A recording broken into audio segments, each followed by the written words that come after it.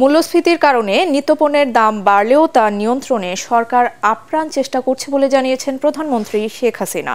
রাজধানীতে ১১তম জাতীয় ক্ষুদ্র ও মাঝারি শিল্প পণ্যের মেলার উদ্বোধন করে তিনি বলেন, বিশ্বে পণ্য পরিবহন খরচ বেড়ে যাওয়ায় দেশের দ্রব্যমূল্যের উপর প্রভাব পড়েছে। এ সময় কর্মসংস্থান বাড়াতে শ্রমঘন শিল্প এলাকা গড়ে তোলার তাগিদ দেন প্রধানমন্ত্রী। বিস্তারিত আপেল মাহমুদের রিপোর্টে। ওয়ালটন এয়ার কন্ডিশনার এক্সচেঞ্জ অফারে স্প্লিট এসিতে ২৩,০০০ টাকা পর্যন্ত নিশ্চিত ছাড়।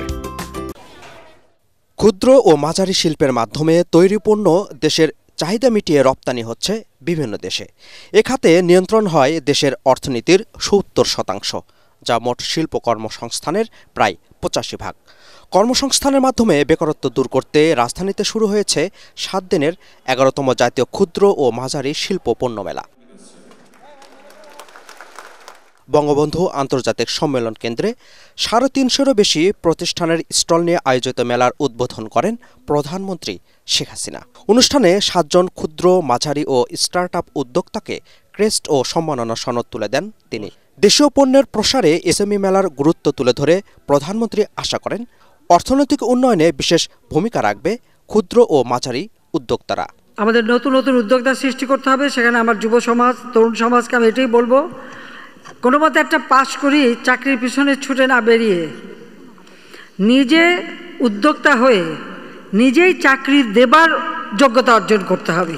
বিশ্ব পরিস্থিতি খারাপ না হলে মাথাপিছু আয় আরও বাড়ত বলে জানান প্রধানমন্ত্রী। বলেন, মূল্যস্ফীতি নিয়ন্ত্রণে কাজ করছে সরকার।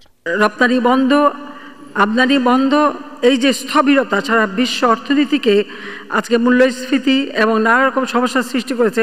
বাংলাদেশও কেবল আমরা এগিয়ে যাচ্ছিলাম, সেখানে আমাদের এমনকি মাথাপিছু আয় আমরা কিন্তু আরও বৃদ্ধিও করেছিলাম, কিন্তু এই ধাক্কাটা আজকে আমাদের উপরে এসে পড়েছে। পণ্য পরিবহন, সঞ্চালন, বিদেশে প্রত্যেকটা জিনিসের দাম, যেগুলো আমাদের আমদানি করতে হয়, সব কিছুর দাম বেড়েছে, যার একটা প্রভাব আমাদের দেশে পড়ছে, যেটা মূল্যস্ফীতিতে বিরাটভাবে বাধা সৃষ্টি করছে। মূল্যস্ফীতি বৃদ্ধি পেয়েছে, যদিও এটাকে আমরা আরও নিয়ন্ত্রণ করবার আপ্রাণ চেষ্টা করছি।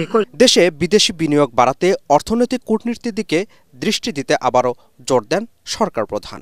আমাদের কূটনৈতিক মিশন যেগুলি আছে, অ্যাম্বাসি আছে, তাদেরকে আমি নির্দেশ দিয়েছি, এখনকার কূটনীতি এটা শুধু পলিটিক্যাল ডিপ্লোম্যাসি না, এটা ইকোনমিক ডিপ্লোম্যাসি হবে। অর্থাৎ তাদেরও পদক্ষেপ নিতে হবে, যে যে দেশে আছেন সেই দেশের চাহিদা কী, সেই চাহিদা অনুযায়ী কোন কোন পণ্য আমরা উৎপাদন করতে পারি, আমরা রপ্তানি করতে পারি। পাশাপাশি আমাদের বিনিয়োগ যাতে আসে, বিদেশ থেকে যেন এখানে বিনিয়োগ আসে। আমাদের দক্ষ জনশক্তি আছে, কাজে সেই বিনিয়োগ করেও যেন তারা রপ্তানি করতে পারে। কাজে এই দিকটাই তারা আরও ব্যবসা বাণিজ্যের প্রসার যাতে করতে পারে, সেই বিষয়টা ইতিমধ্যে আমরা নির্দেশ দিয়েছি, সেইভাবেই কিন্তু কাজ করছে। পরে মেলার বিভিন্ন স্টল ঘুরে দেখেন প্রধানমন্ত্রী। সকাল 10টা থেকে রাত 9টা পর্যন্ত সবার জন্য উন্মুক্ত থাকবে মেলা প্রাঙ্গণ। চলবে 25 মে পর্যন্ত। Apple Mahmud, ATN Bangla, Dhaka.